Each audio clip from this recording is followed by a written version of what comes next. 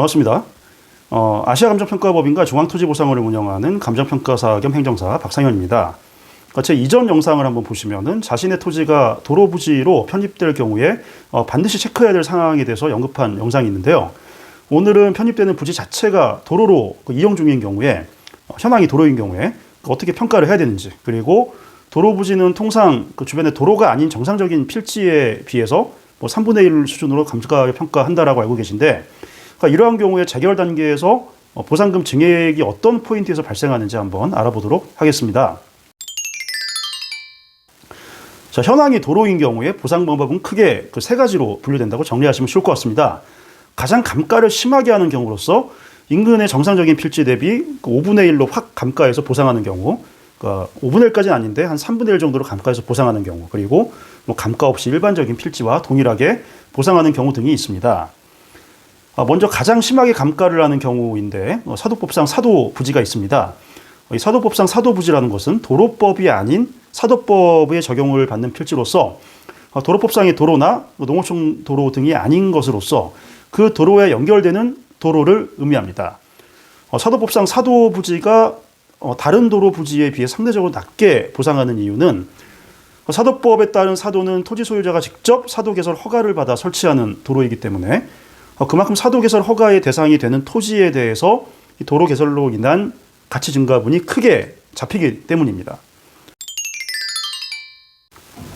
자, 다음은 3분의 1 수준으로 감가해서 보상하는 도로 부지인데요.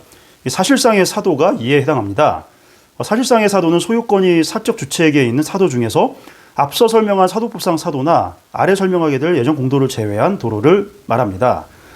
토지보상법 시행규칙 제26조 제2항에 의하면은 토지 소유자가 자기 편익을 위해서 스스로 설치한 도로, 민법상 주기토지 동행권이 인정되거나 자연 발생적으로 형성된 이른바 마을도로 등 토지 소유자가 자기 땅임에도 불구하고 마음대로 타인의 통행을 제한할 수 없는 도로, 그 외에 건축허가권자가 위치 등을 지정 공고한 도로와 토지 소유자가 대지 등을 조성하기 위해서 설치한 도로를 사실상의 사도로 규정을 하고 있습니다. 이들 사실상의 사도 역시 해당 도로 부지의 가치의 일부분이 사실상의 사도에 접해가지고 맹지 상태를 벗어나게 된 원래 본체의 토지에 이전에 갔다고 봐가지고 이 도로 부지의 남은 가치를 3분의 1로 간주해서 감가하여 보상해준다는 논리가 되겠습니다. 자, 도로 부지임에서 감가 없이 정상평가하는 토지들이 있는데요.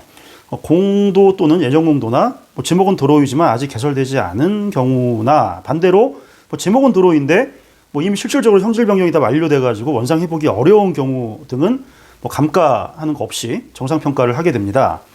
자, 이 중에서 좀 특이할 만한 케이스가 예정공도인데, 자, 예정공도란 도시계획 도로 시설 도로로 결정이 된 이후에 실제 도로 개설 사업이 시행되지 아니한 상태에서 사실상 불특정 다수 주변 사람들이, 마을 사람들이 통행에 사용되고 있는 경우를 말합니다. 자, 이러한 예정공도의 형성은 그냥 되는 것이 아니고, 도시계획도로를 그것도 그냥 도로로 보고 인접 토지에다가 건축허가를 내주고, 건축허가상의 건축선이 이 도시계획시설 이 도로선 자체가 되기 때문에 자연스럽게 그 건물에 준공되고 나면은 도시계획시설 도로의 도로 부분이 일반인이 통행하는 도로처럼 형성이 되게 됩니다.